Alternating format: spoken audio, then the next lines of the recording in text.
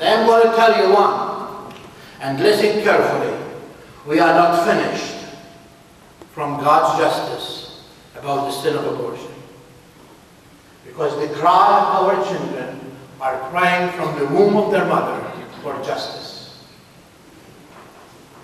If you put all together the wars that we have in the whole world, abortion will make more, double, 3 times more what we have destroyed.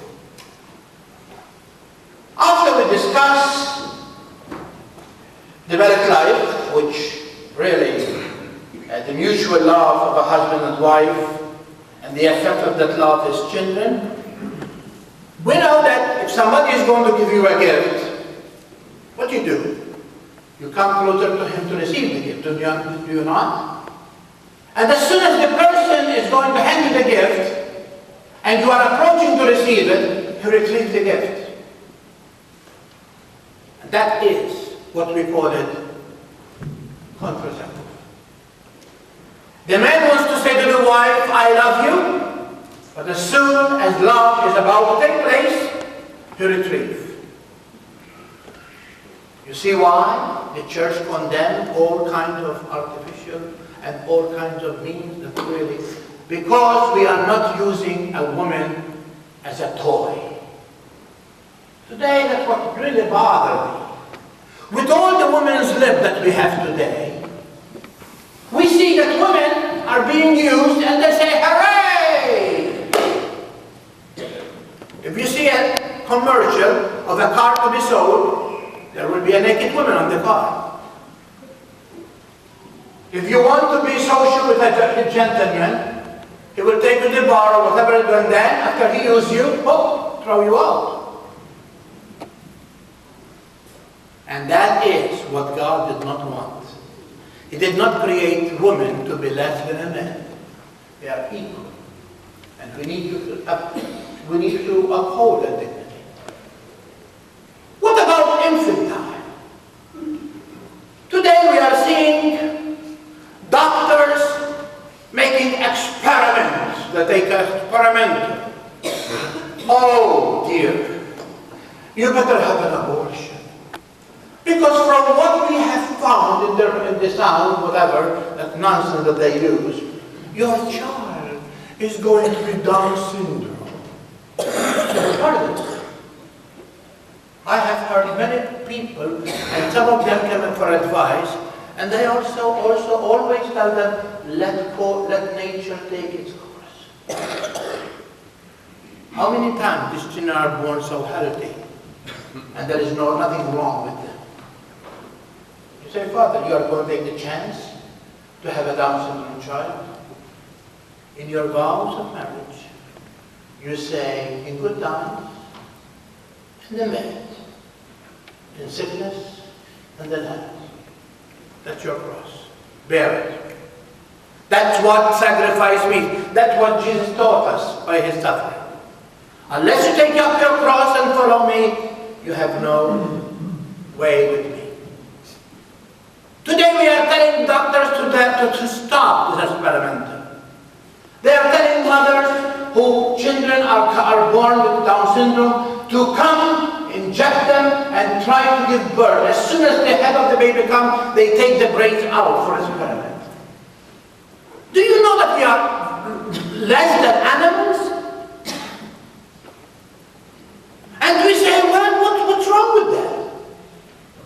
Well, after all, we need tissue to solve another problem in human being. You do evil to correct something, you cannot do it. Evil is always evil. What about with the elderly? Because I see a lot of people who are, as we say, in their golden days here. Don't think this is for people who are just raising children. This comes to you too, because evil has no stop. Today, doctors are saying to people, your mother has been in bed for 4 years.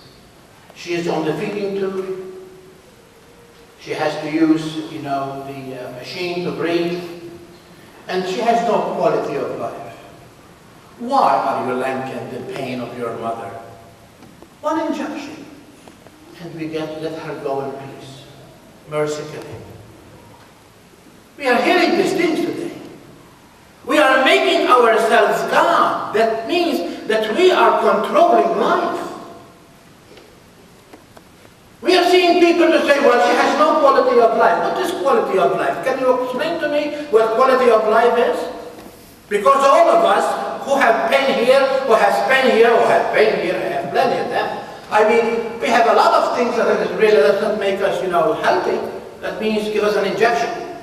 Well, Father, after all, we are free to do what we want. That's what I mean. You can do whatever you want.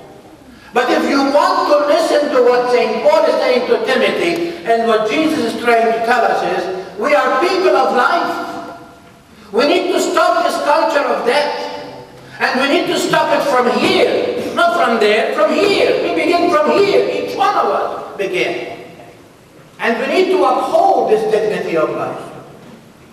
Because if we don't have no respect for that baby in the womb, I will tell you 100%, you don't believe in the Eucharist.